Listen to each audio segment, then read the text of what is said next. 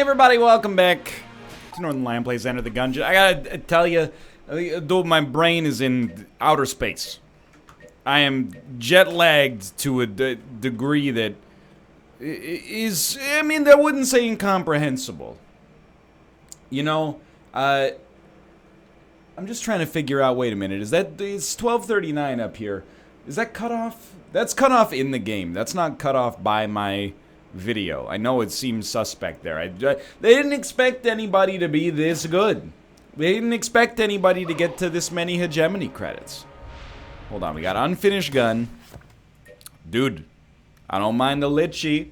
I don't mind the litchi. And then, of course, the blasphemy, which is, in this case, a carrot and immediately is ruined. Anyway, there's probably worse jet lag. Like, I'm sure that the thing is, you know, it's 16 hours. Going to Japan, having a 16-hour time difference, it's honestly not that bad. Because, you know, you get tired at 4 p.m. or something like that, you tough it out. You stay awake for, you know, another 5 or 6 hours. You go to bed at a normal time for grandparents to go to bed. You wake up a little bit early than you would back home, no big deal. It's being back here. This is my first video on a new day. Yesterday, Kate and I had dinner at like 9 p.m. Pretty typical for us. And I was like, oh my god, I can't wait till I finish eating. I'm gonna fall asleep. But I shouldn't fall asleep at 9. I should force myself to stay up.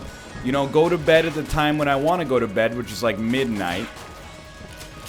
Wake up at, you know, 7:30 or 8 in the morning, and then I'm back on schedule. Sure enough, stay awake till midnight. You know, I'm watching an episode of Better Call Saul in bed. Thank you. Thank you times 2. Thank you 3,000. Episode finishes. Dude, we've gotten super lucky here. Episode finishes. Whoa, what a... Dude, that Mike Ehrmantraut, what a character. And then, close my eyes to go to bed. Fall asleep, no problem. Beautiful, right? Nah. Wake up. Hold on. Hold on. Don't let him get you. The water barrel is all important here. Wake up at 3:30. After a couple of hours of sleep, try to get back to bed. Give it half an hour. No go.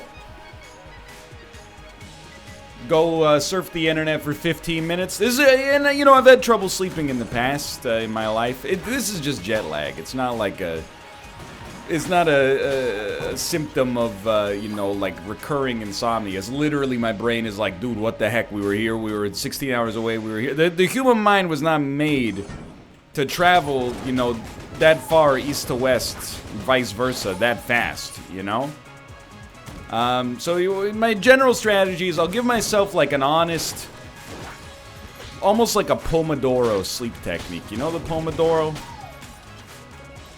It's when you work, and you work for like 22 minutes, uninterrupted, no distractions, and then you get 8 minutes or so. I don't know the exact methodology. It might be like, you know, it's like 22-5, 22-5, 22-5, and every 3 cycles you get a half-hour break or something like that. But anyway, the point is, give myself an honest, you know, 30 or 45 minutes to try to fall asleep. If it's not happening, I'll wake up and I'll take like 20 or 15 minutes to, you know, decompress, because you get that sleep anger, like, why am I not asleep yet? Start to crunch the numbers. If I had just fallen asleep, I would have had, you know, this much sleep by now. Or you start to do you almost, you know, start to be misanthropic in the sense that you're like, why can't humans just like push a button on the side of your head and fall asleep? Anyway, got to sleep. It's always hard to know, you know, when you got back to sleep, because you know, you're in and out of consciousness on the way there. But I think I got to sleep around 5. Woke up 9:30, which was, again, it's not that bad. It's kind of my own, by design. But my brain is just, I think this is peak jet lag day. I've been jet lagged for a couple days. They normally say it takes you 1 day per time zone. The thing is, Japan's 16 time zones away. It's not going to take 2 weeks to get back to normal because I've done it. It might take you 4 or 5 days. We can definitely afford the gun force here. Also, please give me a key. I'd really like a golden chest. So all of this... What a terrible way to approach this fight. All of this is just me saying... Wow, that's a very bad start.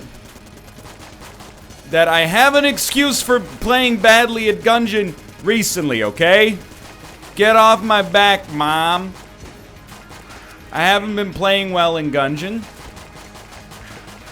As a result of that poor play, I've got myself, you know, I'm feeling embarrassed. He's coming.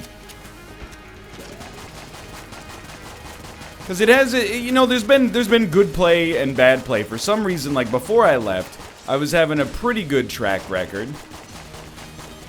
No, I got stuck in the corner, but I got out. Genius. I was doing real poorly on bosses that I should be flawlessing, and really well on runs overall, and that is completely inverted. Now, like, these bosses are no problem. Easy flawlesses over and over and over. But... Please let me get 2 keys. I'm begging you. 25 each. I'm willing to go there. But the actual runs overall have not been going too well. So Shotgun Full of Love, I think, is a fantastic boss killer. And after that, we're definitely going to go to the oubliette. I mean, A, because I think it's wise to go to the oubliette. And B, because...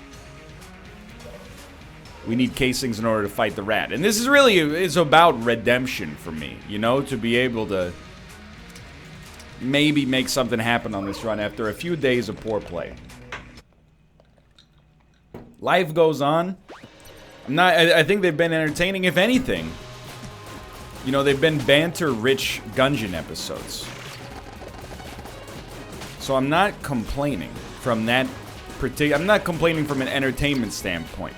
I'm just, you know, I don't want to create a false dilemma. Dude, why is the hegemony carbine so inaccurate?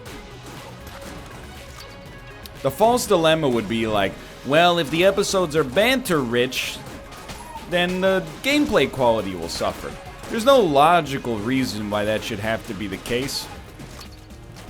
I'm a fatalistic guy when it comes to these games. And by that, what I'm trying to say really is, you know, I think that in some episodes, I think people have a false narrative in their lives sometimes. I think that they believe, you know, there's the possibility that you could just be at 100% capacity and efficiency and efficacy and performance every single day of your life. And you know, that ignores a lot of real scenarios, I think. Some days, you know, you're gonna be jet lagged. Some days you're gonna be distracted a little bit. Some days your mouse button index finger is gonna be a little itchy, and that's gonna distract you, you know? Some days the seeds are just gonna clump by variance and conspire to screw you up.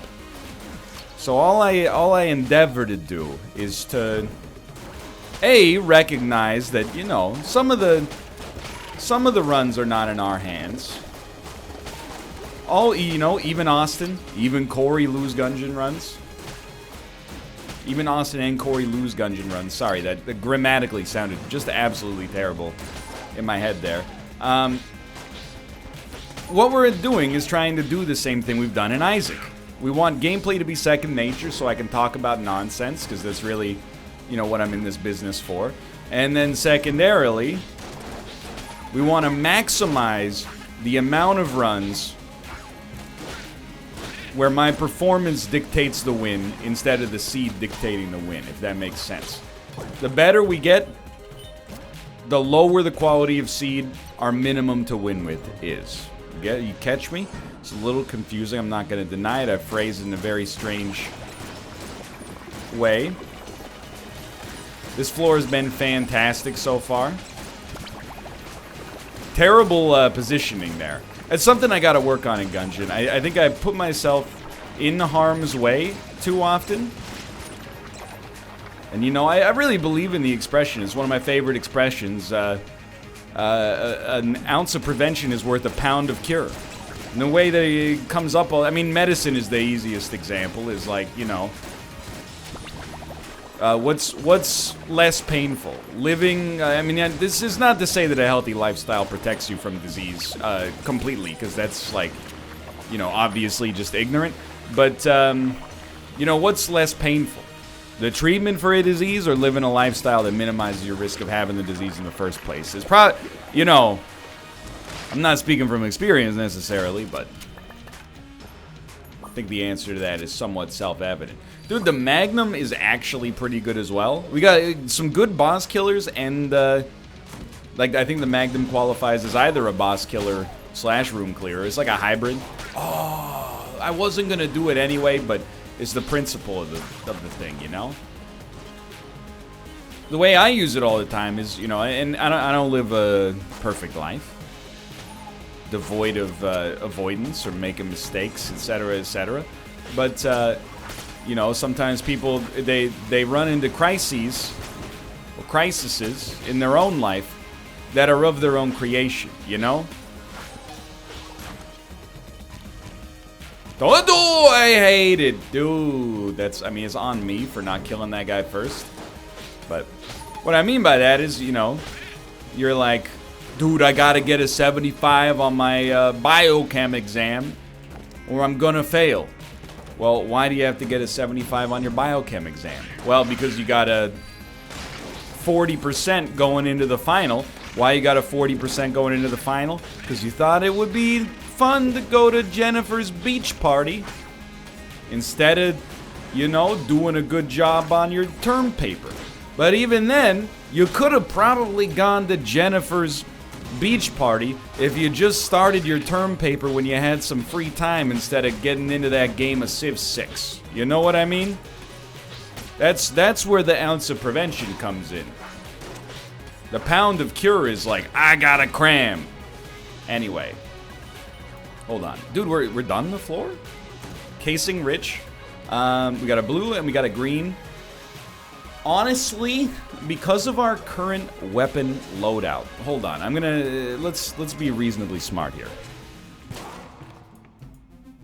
We're gonna at least try for secret rooms. Should we, does this work, by the way? I've never, they really not gonna let us use this and put the hearts in the bottle? Come on. Come on. Come on. Little insulting. I was originally not going to purchase a key, but then I, you know, one key, I think we should be able to afford it. And, our RPG is okay. Was it worth it? Talk to me in a floor when we see if we get enough casings, okay? We probably will. I'm not that worried about it. Now, this is it's a symptom of jet lag for me, is a little cognitive confusion. I don't even remember why I brought up an ounce of prevention is worth a pound of cure. Something related to Gungeon, or I don't know, dude. We're hitting Isaac levels of like banter in this series, like, you know, especially for the first. Really appreciate that. Especially for the first couple of floors, it really like does not. Even if we get hit to one hit away from death, as long as we don't double down on that and continue playing like garbage for several floors from that point onwards, I think we really got like nothing to worry about. So the unfinished gun is substantially worse than Blasphemy in my opinion. However, I'm going to use the unfinished gun because it gives us range, and for whatever reason, not really feeling the Blasphemy today. And it's not just that last time I used it so much that people got annoyed. I promise you that's not. It's really just that I can't resist the temptation to get too close to enemies. As long as you time the roll there, you're okay. How we doing on casings? We got low 70s. Perfect weather. Not a perfect fiduciary situation, but that's alright.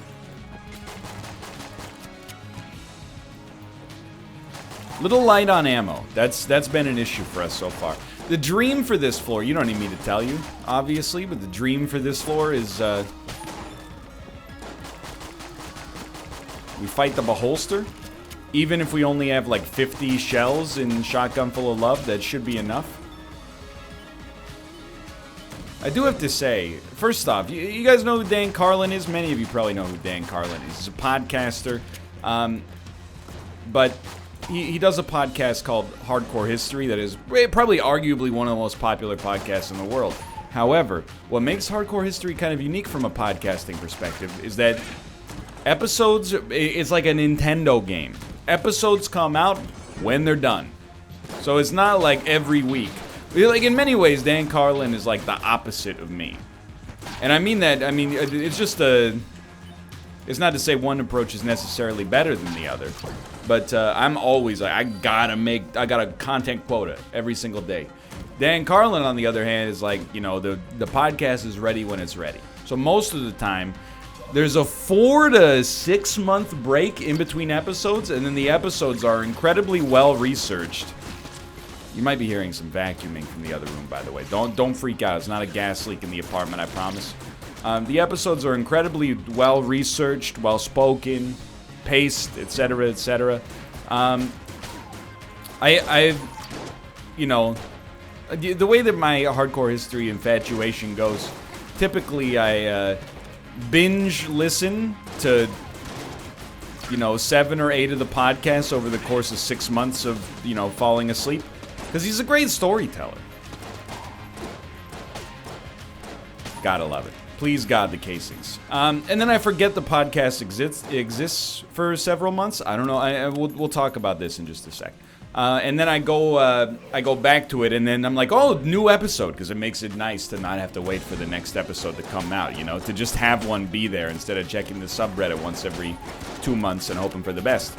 I owe Dan Carlin for my good night's sleep last night, because most of what I've been listening to a couple different things to fall asleep, but I've been listening to like a lot of these audiobooks about like, you know, Stoic philosophy for a couple of reasons. One is it's interesting, and 2 is it'll knock you right out. But last night I started to get mad. I was reading, or listening, really, to this book. It's a collection of letters called the Moral Epistles, and it's written by, or dictated, I guess it was written, not that it matters. Not the beholster, but this is okay. By this Roman guy, you know, 2,000 years ago. Very dumb there, almost, at least. Named Seneca the Younger. Now, there's a lot of wisdom contained within this tome. But sometimes my dude gets a little bit too philosophical, and I don't mean in the sense like, yo bro, what if blue, what I see as blue is like what you see as red, dude, how would we know? What I mean is instead, this guy will spend like, you know, 45 minutes arguing for like the semantic definition of like what virtue is, and I was listening to it last night. It was starting to make me angry, because first off, I wasn't falling asleep, and secondly, you know, Seneca the Younger is just going off. We're a little bit too alike. The dude doesn't know when to shut up. He's like, well, who could say what is good? Are riches good? Riches, well, if people are rich, that means other people are impoverished. But how could impoverished be bad if it's not the possession of something, but is instead the absence of something that can cause evil? And after like 40 minutes of just twisting my brain into knots, well, the currency itself is minted from minerals that come from the earth. How could something created by God be bad? And I'm just like, dude, what the heck are you talking about? I've been listening to you dictate this story for like 45 minutes. How many swords do we have on this run, dude? Buster. I'll look it up. Hold on. Excalibur Gungeon. I spelled the Excalibur wrong. Excalibur fires 3 or 4 shots in a cone whenever it's reloaded. Ooh. It seems okay. We can definitely afford to open this as well. Oh, yo, it's the Charmed Horn. You know what the Charmed Horn means? That means you go up to this dude right here and you can steal. Now, I know that stealing is... I thought curse was worse than it is, but I'm not going to steal a key. I don't think it's worth a curse to get a key. I would rather just steal items I want to steal. Anyway, Let me caffeinate here. So yeah, after 45 minutes, listen to, and would I recommend the moral epistles? I mean, like, I think that I wouldn't not recommend it, but it probably benefits more active listening. Look, I actually don't know if I would consider myself a Stoic, but I've been consuming a lot of the works because I find it interesting. If you're looking for something a little bit more digestible, Marcus Aurelius' Meditations is actually is a very digestible work for an idiot like me. The moral epistles, it starts to get, it gets, and then there's the Enchiridion. That's like even further than that. Like, I think it's Epictetus who wrote the Enchiridion. He is clearly not interested whatsoever in having his work be digestible. He's just like, these are my thoughts. You can take it or leave it, brother. I mean, in so many words. So we're looking for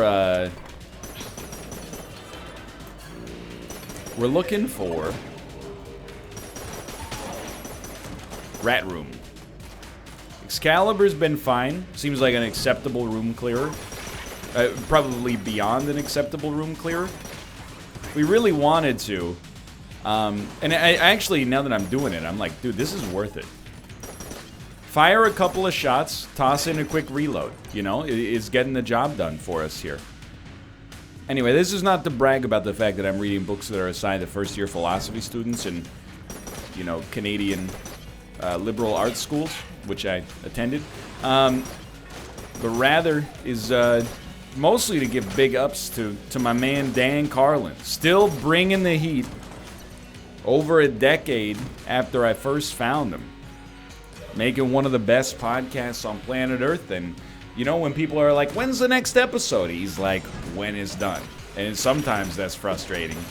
Because you're like, you know, every time, dude, I didn't get hit. I can't believe it. Because you're like, hey, man, well, hold on. It's not worth the key. Did it work? He's a genius! By the way, I'm a dummy. I didn't go to the secret room on the last floor. I don't know if we had any blanks, but I don't think we did. I think we used both of our blanks early. But I still should have acknowledged it.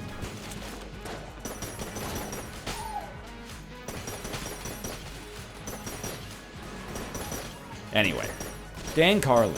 What a podcaster. I'm not telling people things they don't already know.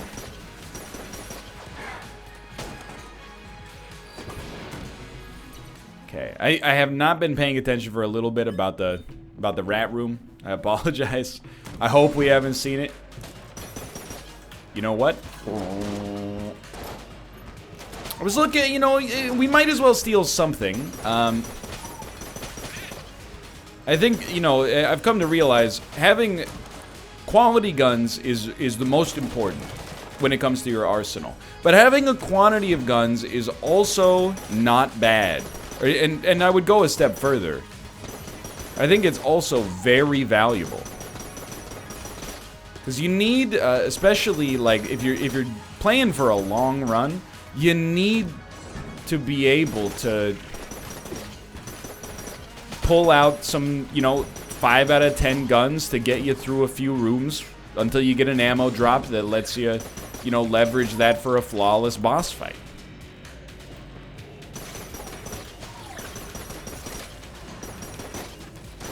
So the other thing, I haven't even mentioned it, but it's kind of self-evident. When you reload the Excalibur, it, wow, this thing's gonna keep going, huh? I'll open the door for you. When you reload the Excalibur, it breaks all bullets. Well, in an area.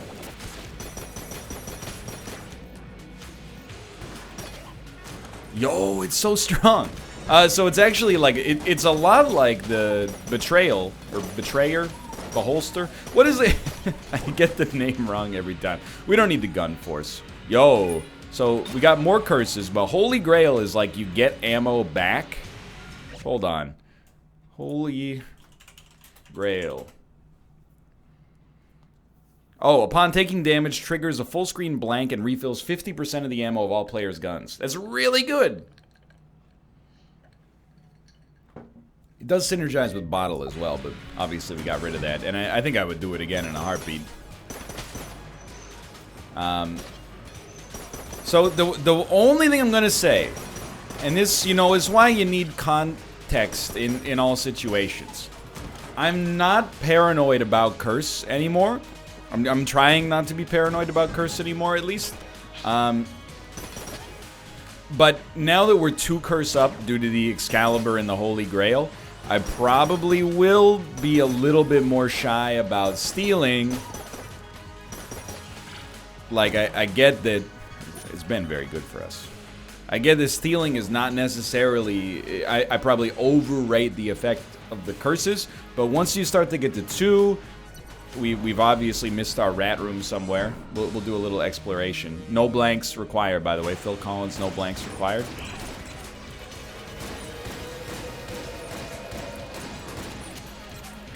Let me go. Thank you. This is a huge get. I really appreciate you not immediately attacking again.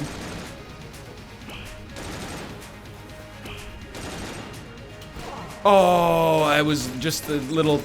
jet lag brain. Half a second too shy, but you know what? I mean, it's not good. And I mean, that's obviously substantially worse, but at least we got 100% ammo for all of our guns now, except the one we're presently firing.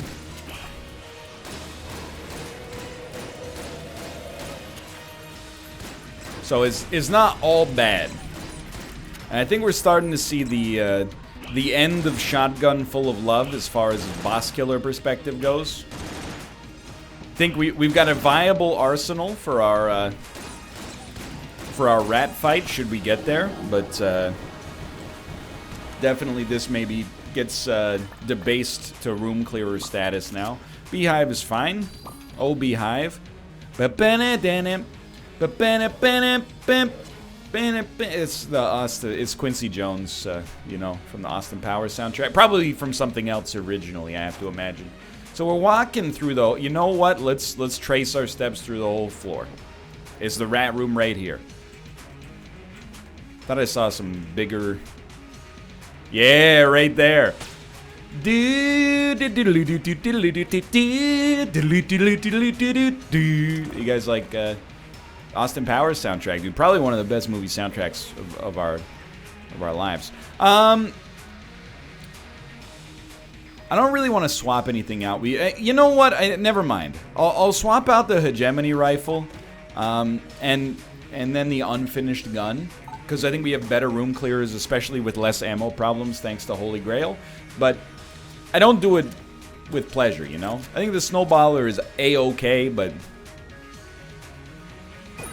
Could be better. And you're like, why don't you steal? Well, because I don't want curse just for getting a key. This seems a little much for me. Crack this open. It's Napalm Strike. I'm sorry to say I don't think that's worth it for us. I think it's a waste of a key. And you know, the hammer I think is okay. I think it's a room clearer, but like not a great room clearer. All right, so I think we've played fine. Head down. Not feeling bad about our present setup. I think we got adequate chances to take out the rat, and I'm stubborn, you know. People might be saying, just focus on bullet hell instead. Well, I find the rat more fun, honestly.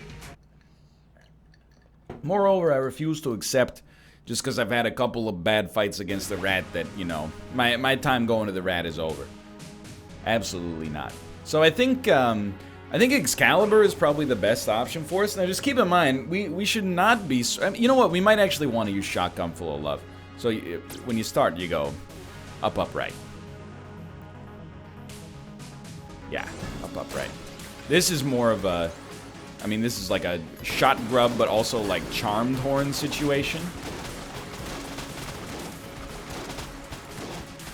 I didn't look at the synergy, by the way, between Holy Grail and shot grub.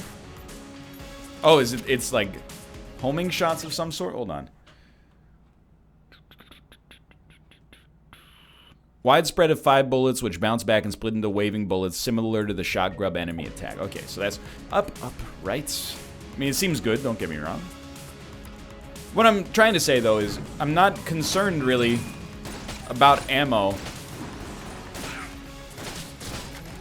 Because when we get hit, we get 50% of our ammo back, which is really, like, when... Help! Is really, it means when we get hit twice, we get 100% of our ammo back for all guns. So, I don't think we have ammo problems anymore. You're dead, thank you. Okay, so up, and then this will be right. So I think we can just afford to use our best gun available basically in all times. And then up, right, up, so this will be an up.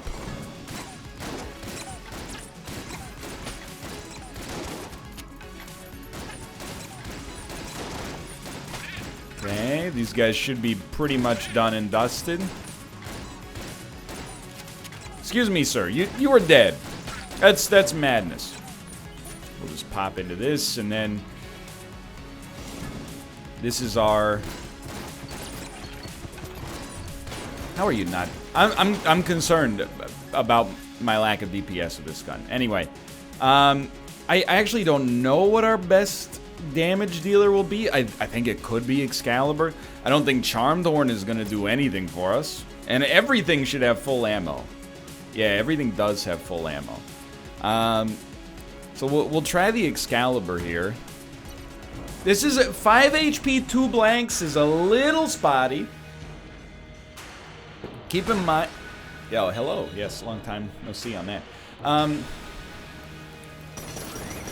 Keep in mind... Hold on. Keep in mind, reloading breaks bullets. We gotta work on our positioning, dude. Don't let him get you into a corner. That's been a real problem for us so far. No. Wait him out. Don't let him. Oh, you stepped on a mousetrap. Ooh, I don't know about that one, dude. Okay. You're hanging in there. This is not going so well.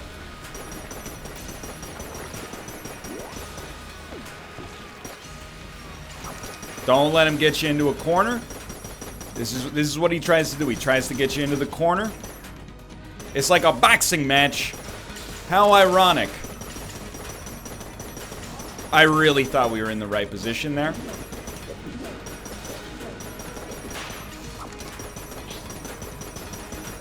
Keep it going. Keep it going. Okay, good reload. You got 1 blank.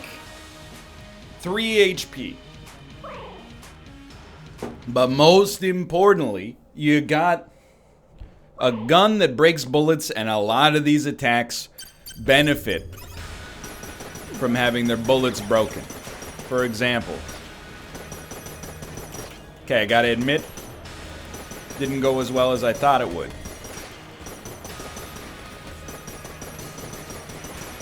But this one, I would stop short of saying it's like an automatic, but...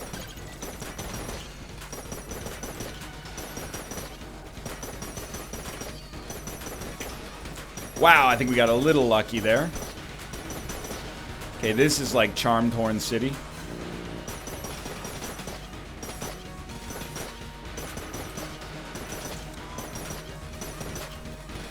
Just keep in mind, you know.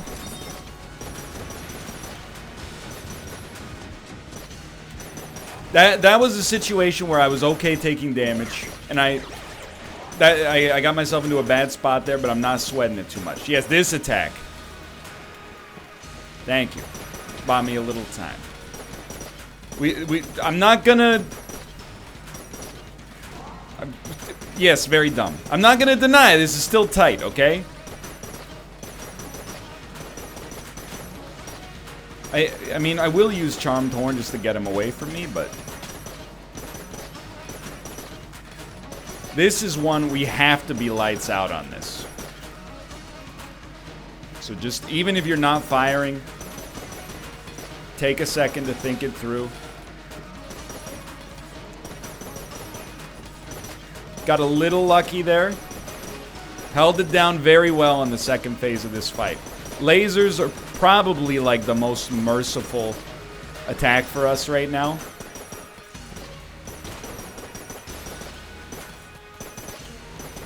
Then run. Okay, I mean, obviously I'm not like stoked about it.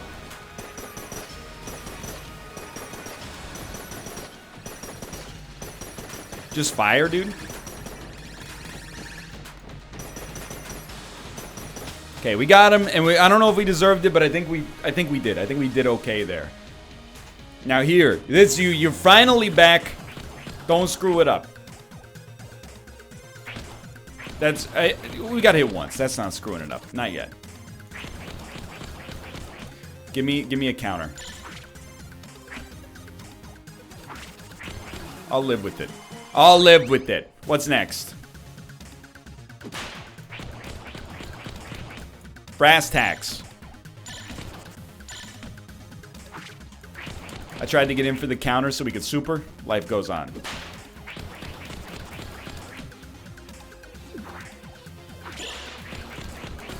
Okay.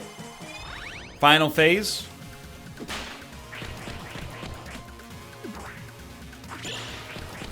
Gotta learn the counters at some point. No!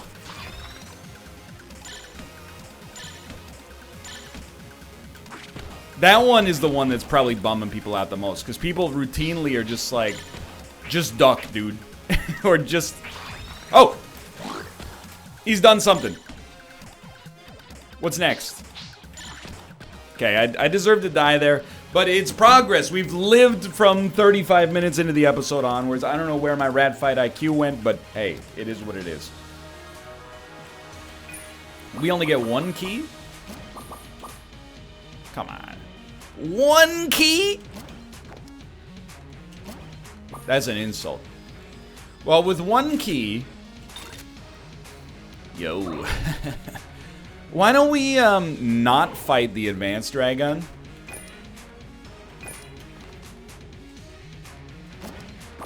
And mix it up a little bit on this episode. But let's see. Oh, it's an actual mimic. I didn't plan for this.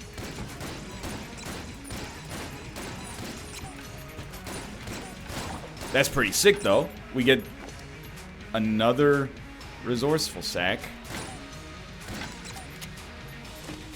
And the Emmentaler, which is, of course, beautiful.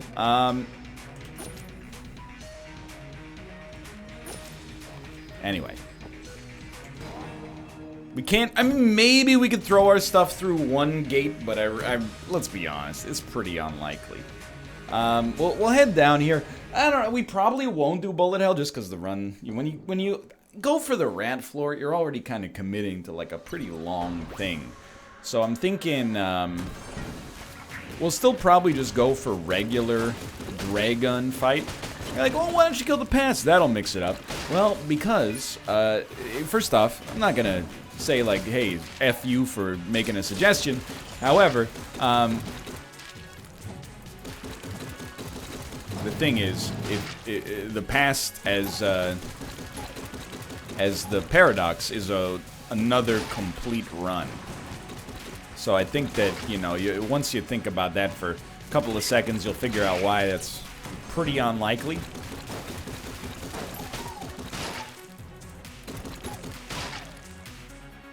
You lived? Come on. You're dead.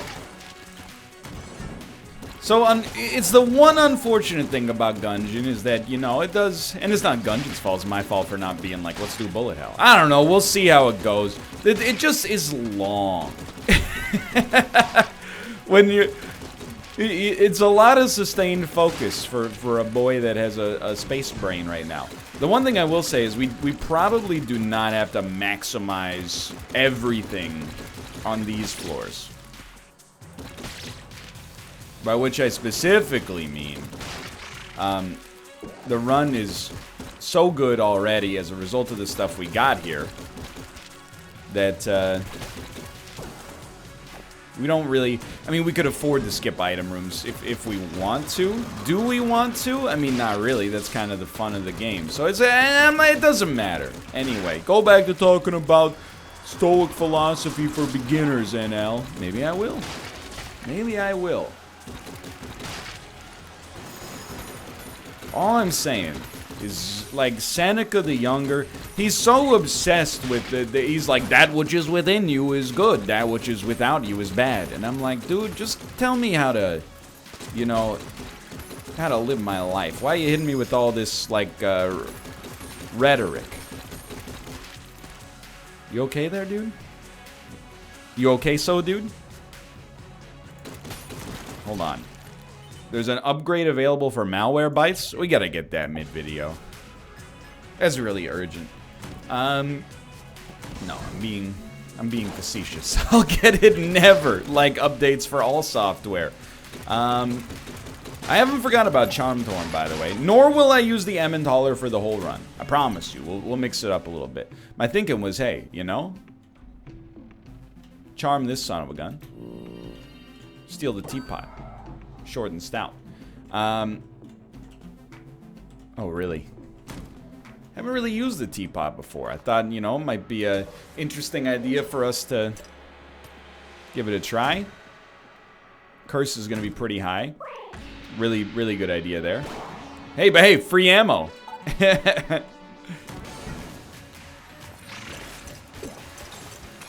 So the final shot is really good, right?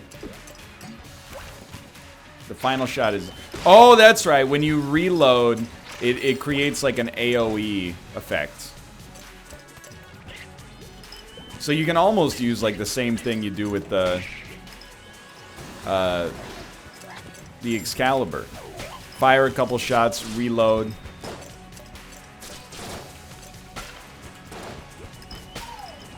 Enemies will self-immolate. It's not really self-immolating, I guess, but you get the gist of it. It's pretty interesting. You gotta hand it to... It's been a few videos since I mentioned how enamored I am with the design of Enter the Gungeon, but like... done a lot of very interesting things. Oh! Opened up a lot of design space previously inaccessible. Or not accessed, let's say. So Resourceful Sack, I mean, it's better than Charmthorn. Even if we only use Charmthorn to steal once or twice, hey, that's more than we've done with it in the past, so I think that's wise. But definitely, you know, the real money maker here is going to be Resourceful Sack. That's going to make it pretty easy to kill these bosses, I think. You know, 30 bullets, or 30 cheese portions. I don't know what 30 Baby Bell weird little cream cheeses that are not, they can't legally be called cheese, but are, what is Baby Bell? It's like cheese margarine. I'm not saying it's bad, okay? If you're a shareholder in the Baby Bell Corporation, just relax. They didn't say anything about the quality of Baby Bell. Is it great cheese? No, because it's not cheese. It's something altogether unique. In fact, I actually want to... Yeah, you guys have Baby Bell. It's the laughing cow, sort of. Let me... is Baby Bell real cheese? It's a French version of Dutch Edam cheese. Yo, okay, you know what? I was wrong, brother. I apologize to the Baby Bell Corporation.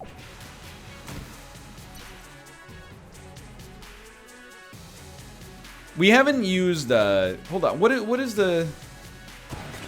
Still, it's just green, okay. And then Buzzkill, it's probably not what we want to try out for the boss fight specifically. I think we'll go back to Excalibur here.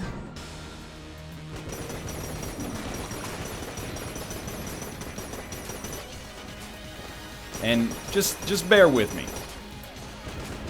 Probably going to be a little light on the dialogue.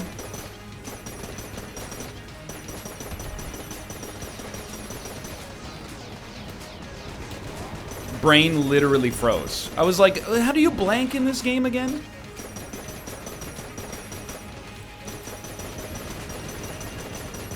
Egg.exe was temporarily not responding. But dude, the resourceful sack is like, it's the greatest of all items for that specific situation, without a doubt. Okay, so we have opened a chest. You're a coward if you don't explore the rest of this floor. That much is for certain. You know what? Why not throw a little bit of RPG love in here?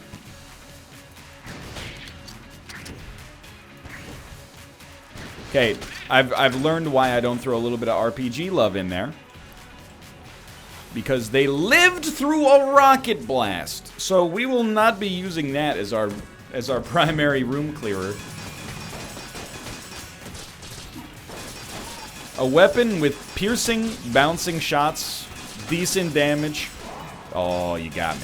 Plus devolver bullets. That's a solid get. No complaints there. Yo, dude, I just like the membrane. And I get roasted for it on occasion, but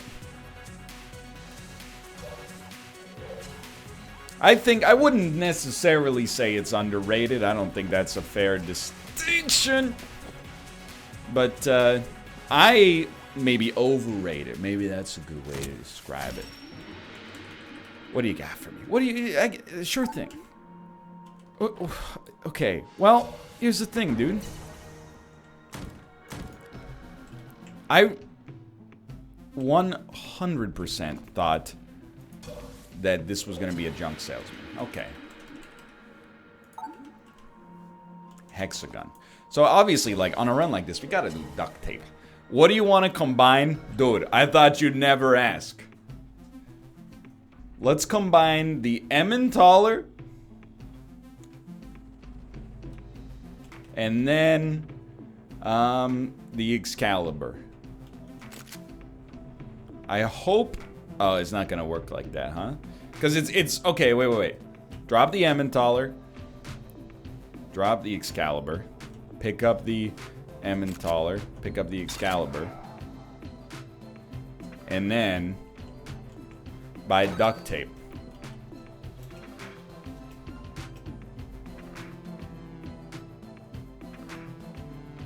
Now, it's either going to combine it with the Blasphemy or the Emmentaler. Please, God.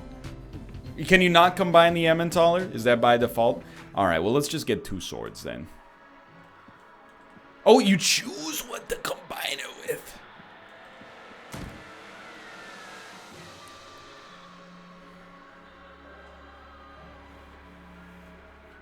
So, I think for humor's sake, because we can't combine it with the Emmentaler, I think for humor's sake, let's combine it with the Alien engine. And then just see what the heck that looks like, you know what I mean? So we'll go back, I mean, we're already on it, but...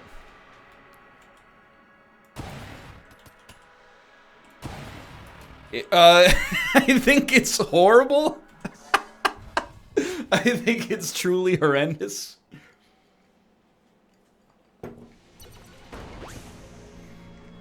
But you know what? We didn't do it for efficacy's sake. We did it for fun.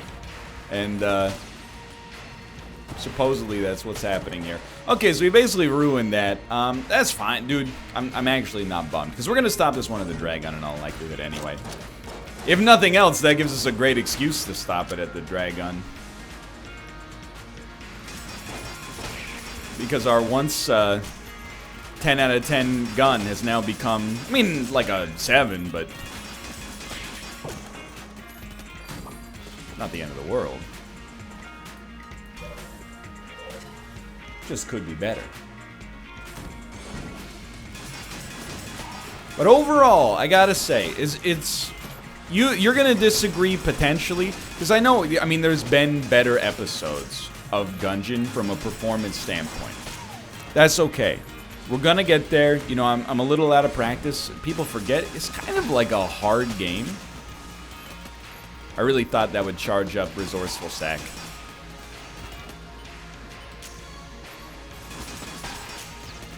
And moreover, my brain is not in like peak condition right now.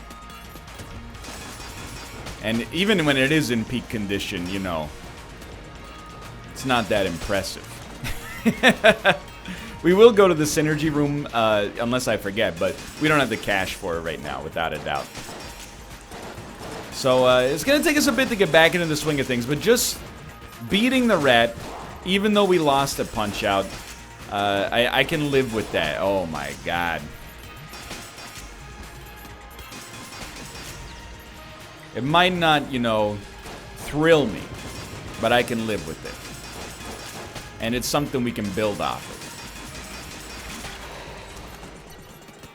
Okay, are we gonna... Let's, you know, examine this run in the context of, like, what we're... Oh my god, what a great shot. In the context of... This is just embarrassing. Of what we're doing right now. Will we defeat the Dragon? Yeah, like... It's kind of the same with the... Please. With the kill pillar, or not kill pillar, the wall. Like, basically... Hold on. Focus. Basically, the boss gets a little bodied. Wow. By, the sack. Consistently, there's like one floor in Gungeon in every run where I just totally throw.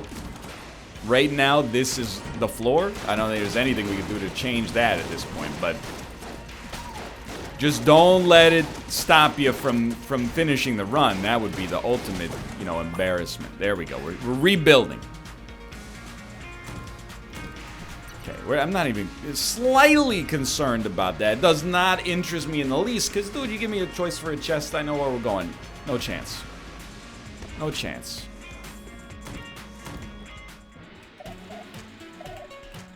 $65. That's alright, you know, it saves us a key.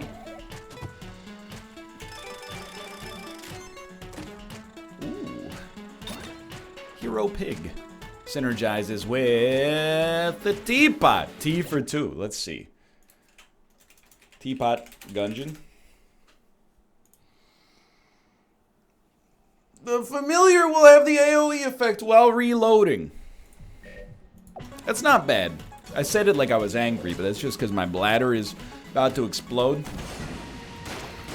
Consumed a lot of liquid today. You know, both jet lag and you know, relatively poor night's sleep. They don't really leave you dehydrated. Just you get all sweaty. Honestly, I don't know. Maybe the membrane is still the best thing for us here. It should be easy enough. Let's have some more weapon tryouts. Like, don't disrespect the Magnum. 5 shots or 6, dude. I get that reference. Dirty Harry. Never seen it. Don't have to. I've seen other movies. You guys remember that period of films where, like, every single movie had a bullet time sequence because The Matrix was so popular? Has there been something like that since The Matrix? Obviously, there's stuff like that before The Matrix, but has there been stuff like that since The Matrix? An iconic movie moment that was, like, echoed through dozens of films over the course of the next couple of years? I gotta think, like... I can't think of one. Maybe the hero shot, but... Dude, RPG blows. What am I doing here? Get rid of that. We're obviously gonna be fine, but...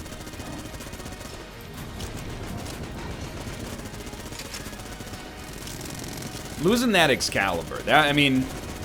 Can't really blame anybody but myself for that one. Literally just stood there. Well, I think he's dead. I think we're gonna charge up 30 shots, and this son of a gun is gonna be destroyed.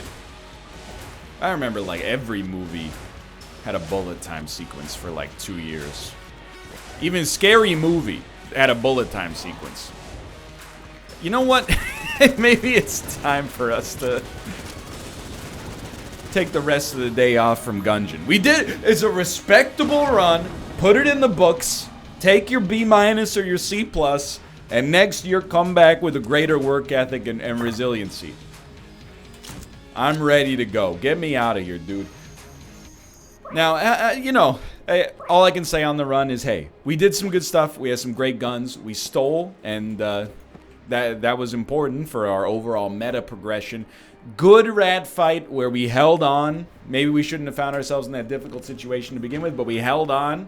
And I'm happy. I'm happy with where we're at.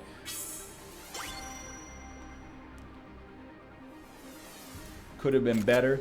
Sorry, you might have heard a vibration. That's my my phone next to me. Apparently, I've hatched a 10-kilometer egg. In Pokemon Go. What do you got for me? You want to... that... I know, I'm forsaking core gamers everywhere. I wasn't even playing. The game just did it for me. It hatched a Lapras. A Lapras. How dare you? I didn't have that one yet. That's incredible. Anyway, thanks for watching. I hope you guys have enjoyed the episode. If you did, click the like button. Helps out a great deal. Of course, subscribe if you want to see more in the future. For now, thanks for watching. I'll see you next time, but we gotta wait until it... You just gotta give it a minute and then... Okay. Thanks for watching. I'll see you next time.